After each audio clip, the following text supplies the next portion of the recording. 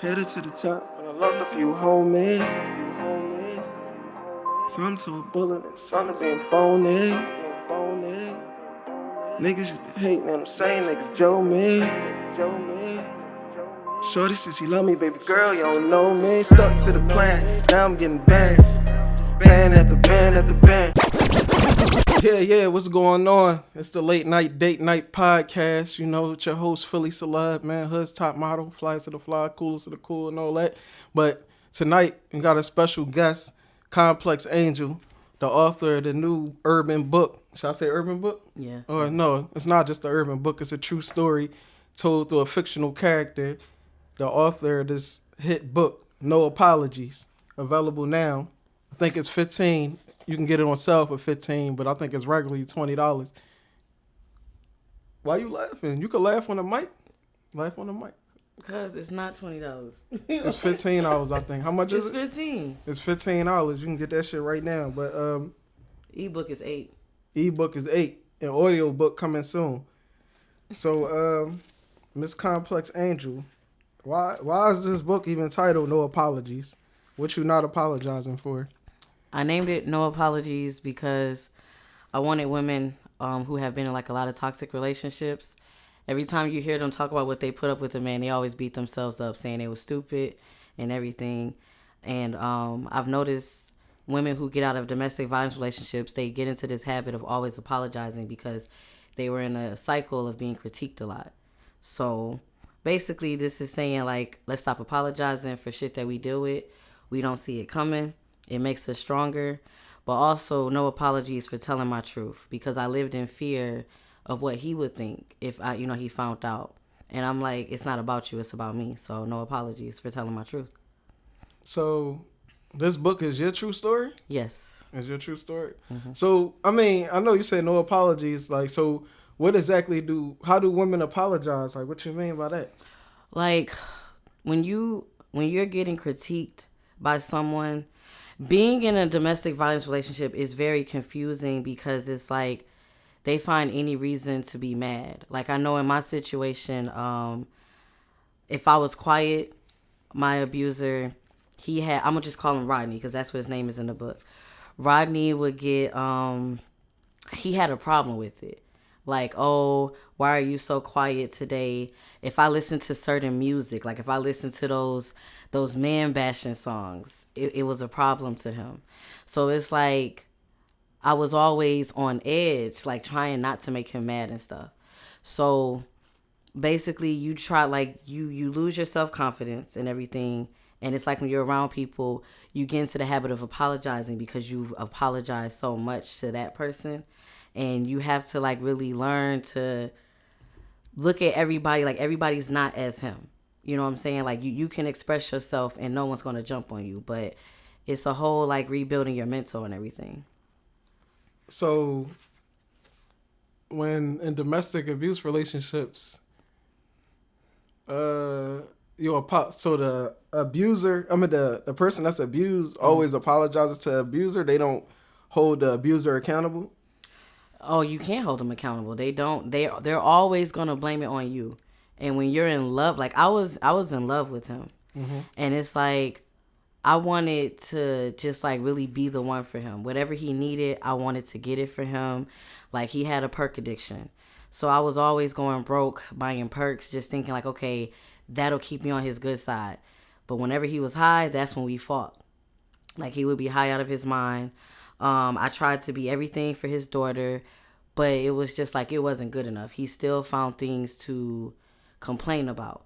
And he would do little things like he would pick me up sometimes with different females in the car just to get a reaction out of me because he wanted to have a reason to like, fight and everything like that. But if I tried to hold him accountable, it was always my fault. You know what I'm saying? Like he always, like he never took fault, like he never took blame for stuff that he did. It was always my fault. Well, you're the reason why I'm like this, you know what I'm saying? And all this type of stuff. Like if I reacted, it was like, you're tripping, you know what I'm saying? Now I got to put my hands to you. So you get that fear, you get into a fear of like not wanting to fight. I know for me, I didn't want to fight. I'm 4'8", you 5'6". That's not tall, but that's taller than me and you stronger than me. I don't want to fight. So I'm going to do whatever I have to do to prevent it. Okay. So at what point in a relationship did you feel yourself falling in love with him? Oh, that's a good question. We talked a lot on the phone before I came to Philly, because the backstory is that we went to school together when we lived in Michigan. We went to Southfield Public Schools. We went to middle school and high school together. We had classes, rode the same bus, lived in the same neighborhood, but it was just like always like an associate. But when he got back in touch with me, like May of 2017, we talked on the phone for like 2 months straight. And it's like learning just like different things about him. I was very intrigued, like him being like riding dirt bikes and stuff. I'm like, you don't really see black boys do that. So it was different. But like moving down to Philly and everything, I think the first time we had sex is like when I noticed that I was like really starting to be intrigued with him. Y'all remember reading that part in your book? Oh gosh. You was real detailed in your sexual, story. Everybody says that.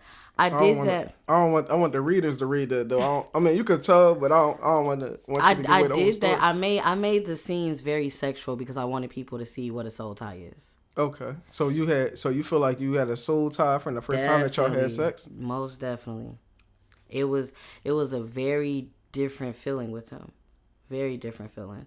Like, it was something that I wanted. Like, a lot of girls, they need for a nigga to give them head in order, like, like give and receive for them to get ready to go. Mm-hmm. Giving him head, I don't know, it just turned me on. And, like, I would be ready to go, like, wet as shit. I know, I was reading that in the book. Yeah, and I don't know, it was just crazy. But at the same time, it was a lot of stuff going on at that time. Like, his baby mama was in the picture. Mm-hmm. So it's like a part of me had too much pride. I had too much pride to move back home because I'm like, I don't want to hear like, oh, I told you so, you moved too fast. I'm like, I'm going to stick it out. I got my job. I'm going to save up and everything, and I'm going to just move out. But it's like his baby mama was in and out. She was in and out, you know what I'm saying? Cause she lived there? Yeah, she lived there. And how did she feel about you? She was not happy. She was not happy at first. But it's like this man had us both so brainwashed. It's like we became one big happy family, a dysfunctional happy family. It was crazy. It was like, I can't beat you, so I might as well join you. You know what I'm saying? Because like she was like basically on the run since she was like 13. Like she'd been like bouncing from house to house since she was 13. Her childhood life was like really fucked up. And me having like such a good heart, I think that's what made me kind of like become cool with her. Because like, I have attachment issues too from my childhood. And when you have attachment issues, you attach yourself to people no matter if they're toxic or not. So like I kind of attached to her, and it's like we kind of had to help each other. Like we had to help keep each other strong. You know what I'm saying? Because it was scary. Like there was times where I seen him beat on her. There was times where she seen him beat on me. And it's like we sitting up here like, it's not funny, but we sitting up here like fixing each other bruises the next day. So y'all were like sister wives? I guess you could say that. So y'all never thought about jumping in? I was just about to say that. Like not one time did we ever think to come together and, fuck him up. She not from Philly or something? She's from New York. Yeah, that's probably why. She was from Philly. But I heard New York is savage too, though. Depend what part. She ain't wear Timberland boots and say son, did she? I mean, no, because like she's been here for like the last like 7-8 years, so she got a Philly accent now. Oh, like she was, whenever she was on the go, she was always going back home because there was times where we had to drive to go get her and stuff. Okay. Mm-hmm. So before we continue on that, what's the attachment? Describe that, like you said, attachment issues? Yeah. So basically in my childhood, I didn't have that 2-parent household. Like my mama was in and out my life because she was on drugs. I didn't know my dad. So my grandma raised me. My grandma was married, and like, her husband, he worked at a plant job, but he was addicted to drugs. So it's like, I seen like a lot of toxic stuff growing up, but no one was really explaining to me, like, this is not something that you should tolerate. I knew it wasn't good because whenever they used to argue or wherever he used to get high and get paranoid, I would cry. But it's like seeing her deal with it. I'm like, oh, okay, well, maybe this is just a part of love. You know, I'm thinking like this is normal. So things like toxic people, I could never tell who was good for me in my life and who wasn't. Cause like, you know, another chick would not be friends with somebody baby mama. Come on, Exactly, like in their right mind, you know what I'm saying? But I was like very sheltered and everything. So it was like, I didn't want to go back home. So I'm like, I'm gonna just deal with it until I can't deal with it no more. But it's like you said, over time, like we became like sister wives. Like he knew what he was doing. He was playing both of us, but he never liked for us to really be alone together, because that's when like she would tell me things and I would tell her things. He didn't want to get caught up. So did y'all all like y'all, since y'all all stayed in the same house, y'all all slept in the same bed too?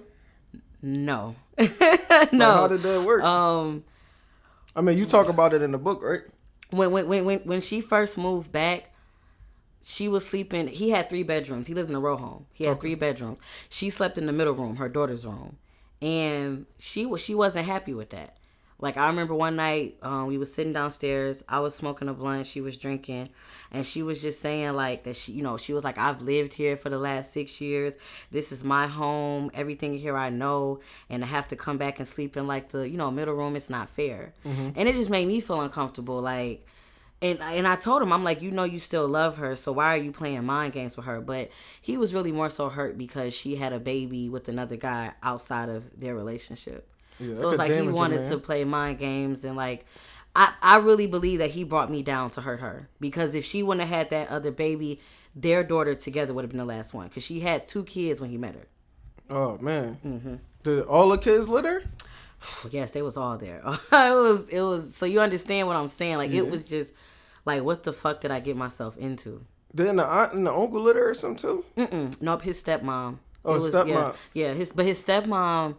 She had what is that? Did his dad live there? No, his dad passed. His dad passed 2016. Oh, because I don't know. When I was reading the book, I was thinking maybe he might have did something with the stepmom before too. He passed 2016. Like once you read more into it, you'll definitely see that. But she has like memory loss. Like she had a brain aneurysm. Oh man. And like he talked to her crazy too. So it's like, basically whatever he said goes. Like he had her card. She never had control over paying her bills and stuff. He kept her card. Bills would get behind because he would be spending money on perks and stuff. So like he was controlling everybody in the house. Yeah, it seemed like he got a controlling issue or a Napoleon complex. I don't know. Yes. Go ahead though. I don't know the guy. I ain't throwing dirt on him or nothing. Go ahead. But like it was all of them in there. And it's like, if you said something, it was a problem. Like he was so controlling to the point where I never saw my car. I was always in the house while he was out driving and everything like that, trying to find a way to get perks. And it's like I was so scared to speak up, because when I did speak up, he was like, I don't know, it's like he had this type of anger in him that I never seen before. And then it's like the first time I seen him put his hands on his baby mama, that's when like I just like, I don't know, I wasn't myself no more after that. I'm just like, I don't know, it's like I lived in fear with him. So it's like I just let a lot of things just slide after that. Like, yep, in order for you not to put your hands on me, I won't, I said I'm not going to do anything. So at what point did the baby mom leave? Is that in the story too? Oh yeah, she was in and out. Like the first time she left in August. Like for good, I'm talking about. It was never good. She was always coming back and forth. So she's still there now? I don't know. Did y'all two ever have a falling out? Yeah. Was that in the book? That's in the book? No. That would be in the next one. Would you mind touching about that a little bit? Not too much, but so I'm writing part 2. No, I'm talking about the falling out. Oh, the falling out? Yeah. Pretty much I found like she had her own place. And when I got into my own place, it's like I didn't have nobody here. So I'm like, okay, I might as well hang out with her. But, that's her baby dad. I can't stop it. You know what I'm saying? People, baby dads and baby moms, like, sometimes they gonna fuck. I can't control that. But she was basically telling him things that I confided in her in. So I'm like, okay, I can't trust you no more. Mm-hmm. So it was just like I had to step back. And like she didn't understand why. I tried talking to her about it. But I don't know. It just wasn't right. Like, it wasn't like a bad falling out, but it was just like, I can't trust you because this is where you want to be at. and I don't want him to know shit about me, but I can't trust you. So, what was the breaking point for you to make you leave? Wait, matter of fact, let's take me back real quick. Were you already in love with him before it started getting abusive? Not just physically abusive, but like even started verbal abuse. Like, were you already in love with him? I wasn't in love with him until I didn't realize I was in love with him. I'll say that. I didn't realize I was in love with him until after the first time he put his hands on me. Okay. And I had left and I went to go move to West Philly with this girl. She was my coworker. And I don't know, it's like he was all I could think about. Like a deep sadness came over me when I was away from him. And I kept asking myself, why the fuck are you so sad and this man put his hands on you? I didn't recognize myself. And when he reached out, I think like he had messaged me, like I apologized and everything. Like I wasn't even seeing the freaking like signs that I was in it. I was walking past all of this. So, he apologized and everything. And I remember I told the girl, I was like, I want to go back. And she was like, he's going to make it worse for you the next time. He's going to make it worse. And I started saying all the cliche stuff that you hear a woman in the domestic violence. Oh, he's just misunderstood. He won't do it again. Like, I started saying all of this. And I went back and everything like that. And it's like, I was just so happy.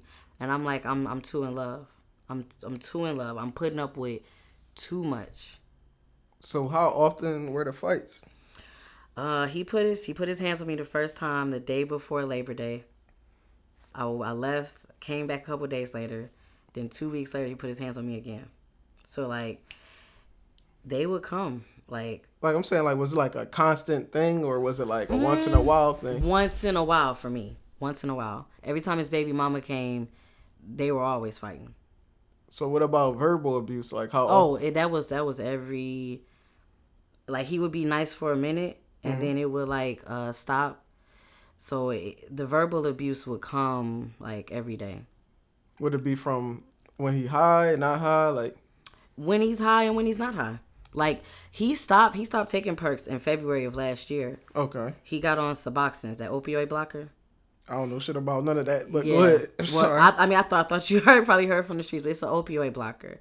He got on those, and he was still he was still angry. Like one time we got into an argument about gas money. He threw Kool-Aid in my face, and that's when I knew, because he made me think for the longest time, it's not me, it's the perks. I ain't gonna hold you. I threw something on a chick face. I threw water in a chick face before. Wait.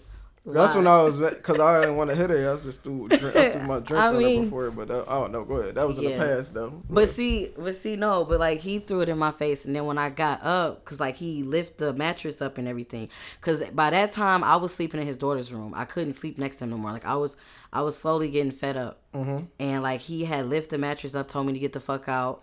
And I went in the hallway because I'm like trying to ask him, like, why'd you throw Kool-Aid in my face? And he was ready to punch me right then and there. So I knew right then and there, like, it wasn't the perks. This is just who you are. Yeah. I mean, yeah, that's crazy. But when did he first do the verbal abuse? Like, because I noticed, I'm going to say, like, in relationships that I've been in or dealt with, like, I never really would verbally disrespect, or I guess you want to call it verbal abuse. If you just insulting somebody, I guess it's considered verbal abuse. I would never initiate that in a relationship. It would be somebody else that initiated, and then that's when I would. React. Once it's every action for you would react. No, but it wouldn't be like, all right, you call me out my name, like maybe once or twice I might let it slide, but then after a while I feel comfortable. But then it's like if you call a woman out her name back, then she'll get all upset and offended, like, damn, like, but I'm like, yo, you call me all these names this time, that time, but I'm saying, like, did you initiate it? Cause I know women, not to be on no man versus woman shit, but I know sometimes women like to throw their rocks in high hands. I'm not saying that's what you did, but I'm saying I've been in relationships and situations where a lady might have called me something out my name like once or twice, and then one time I called her out her name, then it's a whole big deal about it. Not saying I wouldn't never call you the B word unless she was like, got me super mad. The first time that he did that, when I had came down the day after 4th of July to visit, And when I was driving, because I drove, and when I was driving back, he was like, "Hey, I want to come with you. I want to see family in Michigan." I said, "Okay, cool." He said he was gonna catch a way back home. He said, "Don't worry about it." So we drove there and everything. I ended up applying for jobs in Philly, and I actually got someone to call me while we was back in Michigan. Like, "Can you come out next Tuesday for an interview?" So I said, "Okay, cool." I drove back, and he came with me. That Sunday, we got back that Sunday. And he had popped a perk. I never seen him pop it in front of me. But he came in there and he was like, "I gotta go get my daughter and I wanna go by myself." And I did get agitated, like, "You wanna go by yourself to your baby mama's house?" Like, I got agitated, but I was on the phone when he was telling me. But my facial expression changed. So he was like, "I don't want to be around you. I've been around you this whole time. I just want to chill with my daughter." So I was like, "Let me call you back," because I didn't want them back at home to hear me arguing and stuff like that.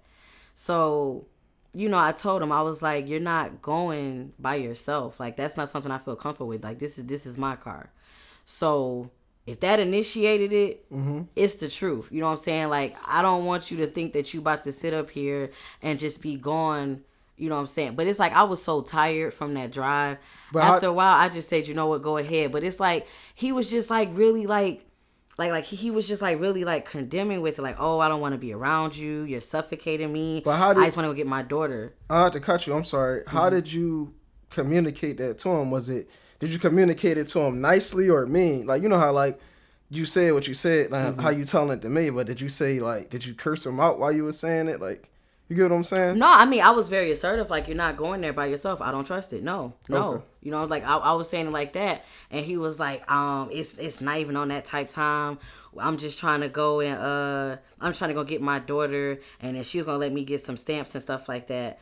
And I'm like, "I don't feel comfortable with you driving the car by yourself just yet." Okay. So, and he was like he kind of played the guilt game. "So I guess my daughter going to starve while she here then." Like, I was like, "You know what, just go." Because, like, it was just irritating. But that's when I've seen for the first time, like, okay, this going to be a problem.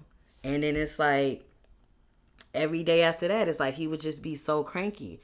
And I thought, like, okay, maybe this is just him on a regular basis. I need to start working, you know what I'm saying, so I can get out the house and stuff. But he was just like, the verbal abuse started, I think, like, once his baby mama moved in. She moved in, like, I moved here July 15th. She moved in like 6 days later. Like around my birthday. Yeah. So, yeah. Do you think he was doing that? Was he? Oh, yes, to get a reaction out of me. Yes, definitely. And her too, because wasn't he verbally abusing her too?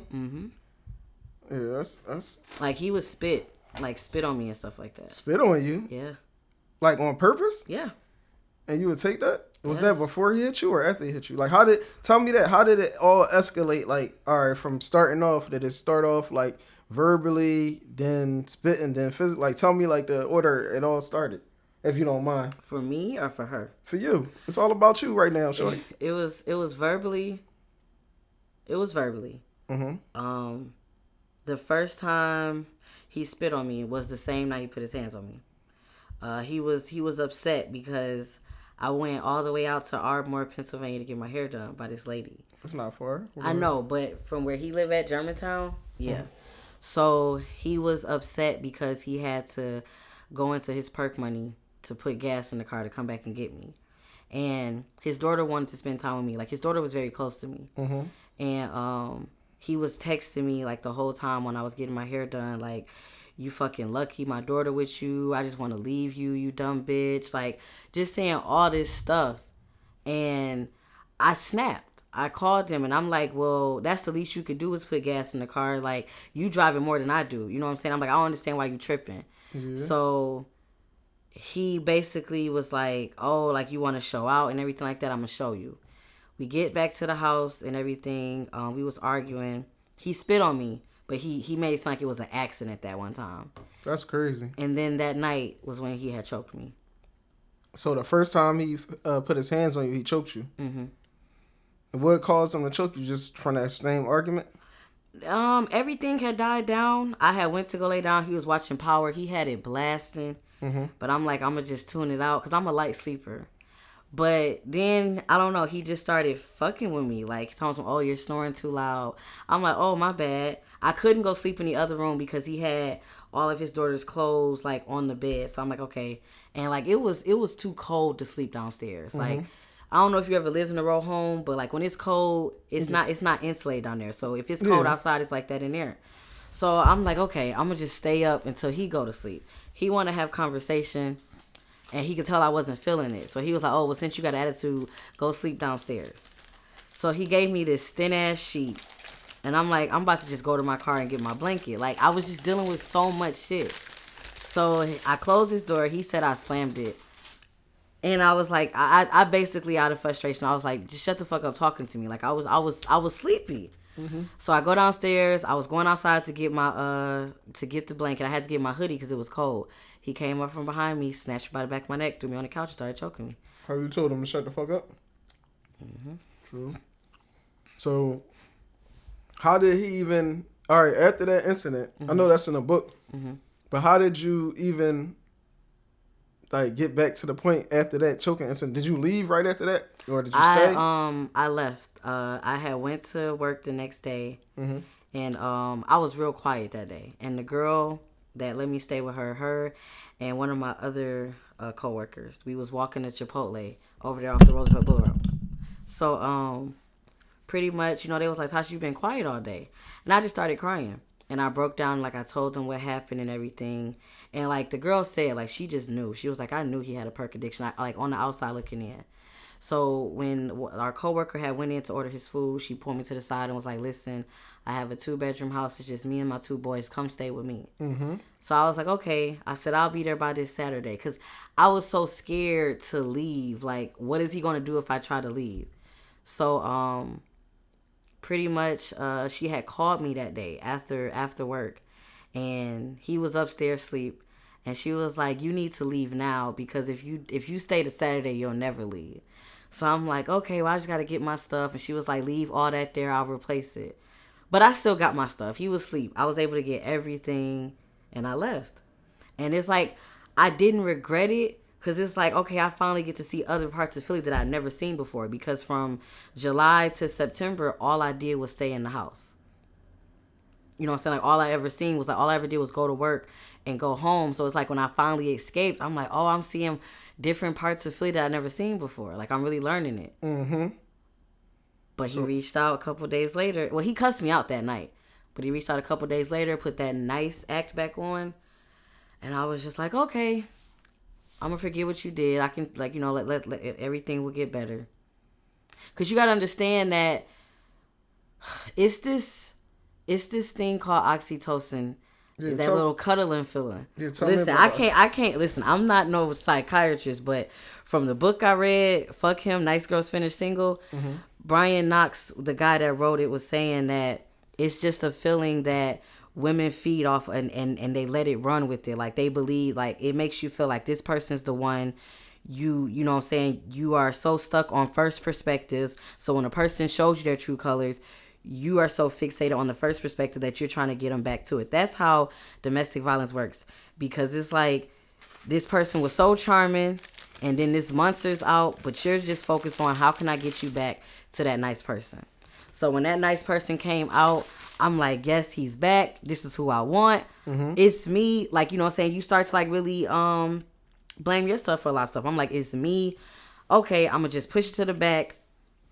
We going to work it out. Nope, it don't work like that. So, what got you to just have the courage to just leave? What gave you the courage to just leave?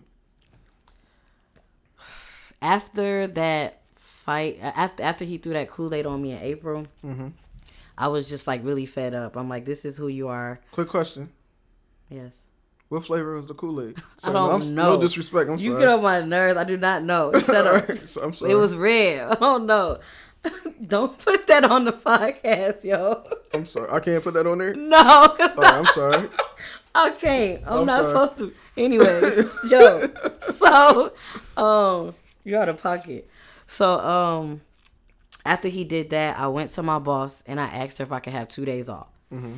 he would think that I'm at work, but I was really out looking for A new place to stay? yeah, a new place to stay. And I lied and told him that I had a visit that was 4 hours away. He was trying to go with me, and I was like, no, I'll be good by myself. So I went to go start looking for apartments. Now, in the back of my Jeep, it's like this little compartment that you lift up, and I was hiding all of the folders and stuff back there because I didn't want him to catch on. Mm-hmm. I got approved for a place.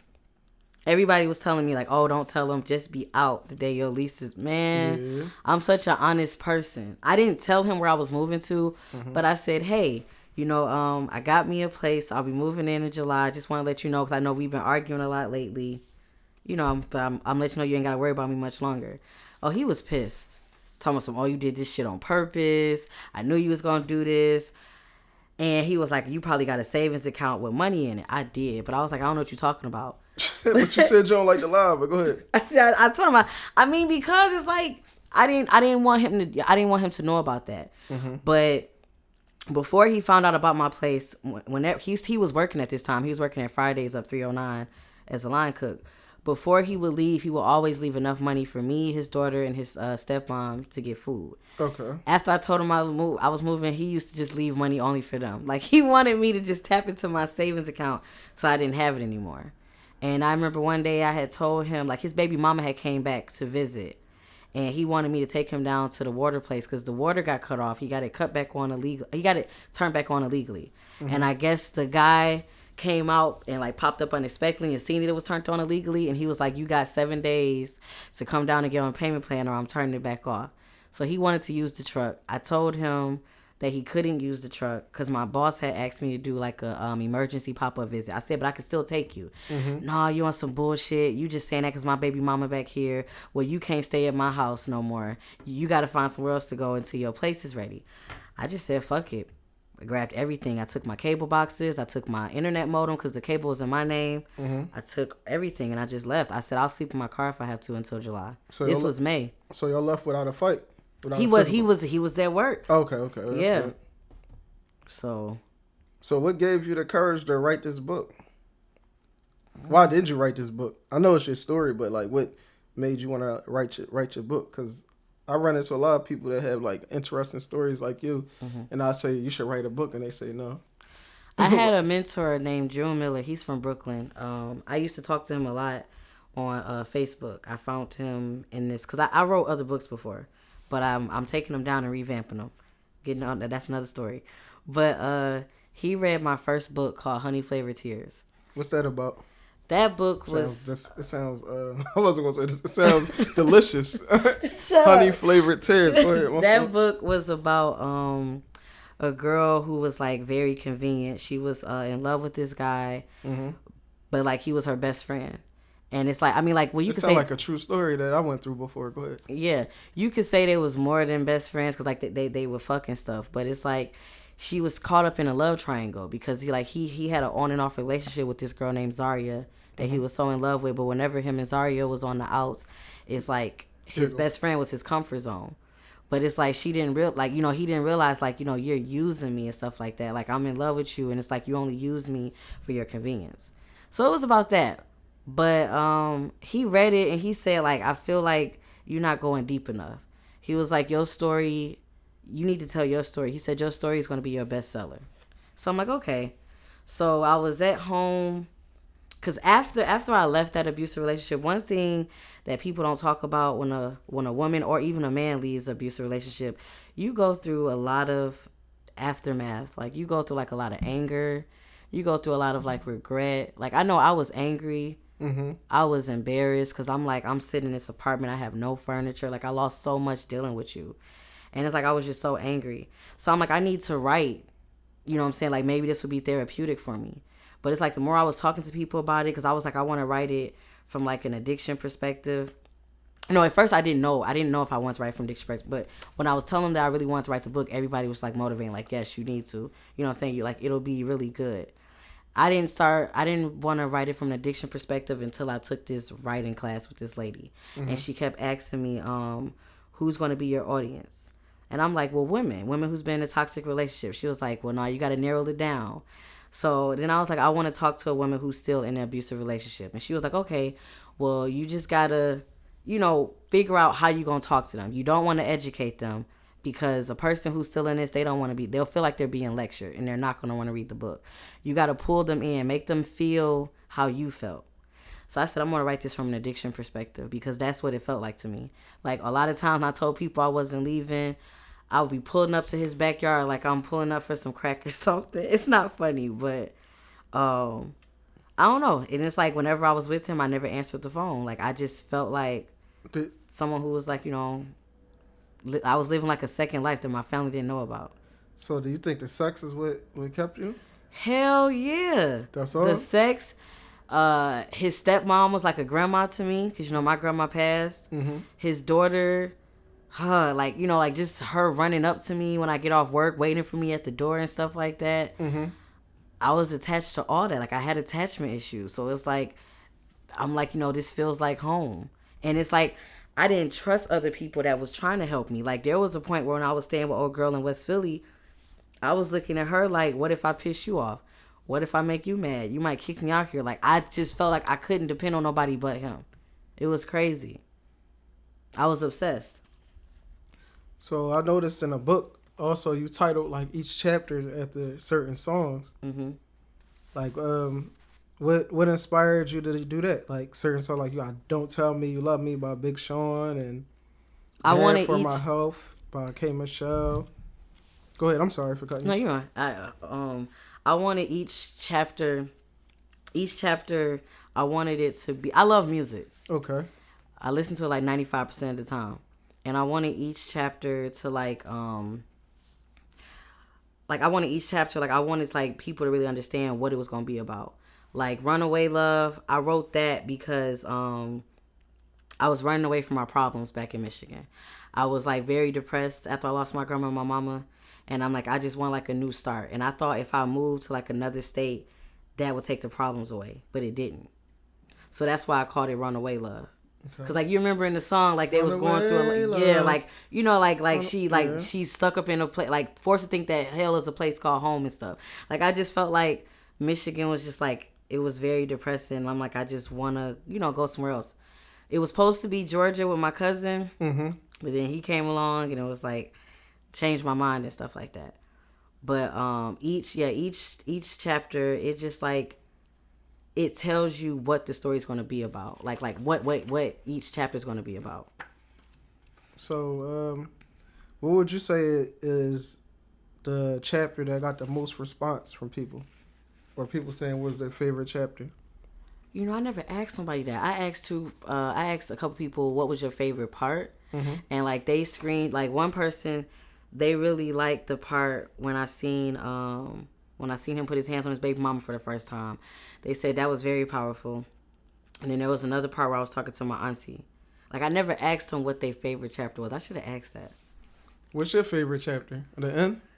My favorite chapter writing, oh gosh, my favorite chapter writing was two of them. It was I Don't Know Why and A Baltimore Love Thing by 50 Cent. Those was my favorite two chapters writing. Okay. So you want to give us a synopsis of those two? I Don't Know Why. That song is by Jude Demorris. Demorris, yeah, I'm looking at that right now. She plays Star in the show Star. Never heard of that show. Okay. I don't know who she is. Well, she's from Detroit. Her and the dark skinned girl Ryan Destiny. I don't know who that is either. I'm sorry. You gotta watch the show. Here listening. Anyways, I don't know who neither one of y'all are. I'm sorry. So she was in an abusive relationship in the storyline, and I don't know why. It was basically saying like, I don't know why I love you so much, and then it's like, but she was answering it like, no one has your touch, no one has your kiss, and it's like with him, whenever he would kiss me, it was just like. Being in love with a narcissist, man, I don't know, it's so hard to explain, but it's like they give you a different feeling. Like they really study you. They know what to say. They know what to do to keep you around. And he had me wrapped around him.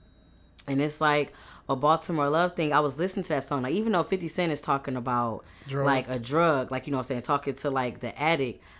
If I was listening to it, and I swear, like it was one night we was riding to Checkers on Stanton, and he was listening to that song, and I had just came back. I left. Like, this was one of my, like, on and off coming back stuff.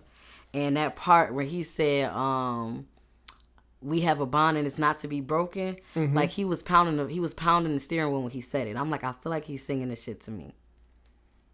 I really felt like he was singing this shit to me. Y'all women do that. Y'all be playing music moods of how you feel to God. So I guess that's... But you know when we say it all loud and shit like that, oh yeah, she dedicating this to me. So, but those two, because I really put my all into it. I felt it when I was writing it, but it was like those was my two favorite scenes because I got to really put out, like, I got to show a side of him, a vulnerable side of him. I got to show why I had attachment issues. I got to show how addicted I was to him. Like, I was very descriptive with it. Like, I felt like I put that was like a chapter. I felt like, okay, you know what? I did my thing on this. I could go on to the next. I'm content with it. What was the inspiration behind the cover? I was at my friend Tiana's house one time, and she was in the kitchen. I was looking at her paintings because she paints. And I wanted to buy one off of her. And every one that I wanted to buy, she was like, oh, it's for sale. This person about to come pick it up this day. And she actually had a painting of that same one. But when in the torso, it was like the universe. Okay. So I was like, I like that because it seems like the person is like open you up into their world. And I was like, I want you, like, she thought I was joking. I was like, I want you to paint this for me. But I want to put something else to represent domestic violence in the thing. Because I said I'm about to tell my story. And I feel like this is me open up. And, you know, I'm letting you into something personal. So at first we said, let's do like butterflies and stuff coming up. But then she didn't like the way her butterflies was looking. And she was like, this is about to be to the world. So I'm like, okay, let's just do a purple heart. You know what I'm saying? Like purple. I know it's a purple ribbon, actually, for domestic violence. It's not a purple heart. But I'm like, you know, but people drop purple hearts like in the domestic violence groups. So I'm like, let's just put a big purple heart because I do have a big heart and it's very forgiving. And you know, she made it scarred up and bruised up and everything, and we just fell in love with it. And I remember when I had my graphic designer put her finished touches up to it, I posted it, and I think like I got like 80 likes that day on Facebook alone. Okay. So I'm like, okay, yeah, this about to be, I'm like, the book cover about to really pull people in, like, regardless. Yeah, I noticed you got a lot of hearts on the cover. You got 3 hearts. What you mean? It's 2 hearts on the middle finger. So I'm guessing that shoot, yeah, she did. I know, yeah, I never. You got the purple heart in the inside. I never noticed that part. So you got good detail. Yeah, would you mind reading like 2 pages out your book? What page you want me to read? Whatever page. You want me to read the baby mama one part? Or? No, read a page that you feel like the audience, that people, that a lot of your customers talk about, like a majority of your customers, I guess. I mean, my shoulder fucked up a little bit. I'm sorry, I can't reach how I want to reach. I'm done. It is though. Let me see. I'll read the part that the person sent to me when they said that it was real touching. You gonna announce the chapter? Yeah, this is from chapter 2, same script, different cast, by Whitney Houston and Deborah Cox.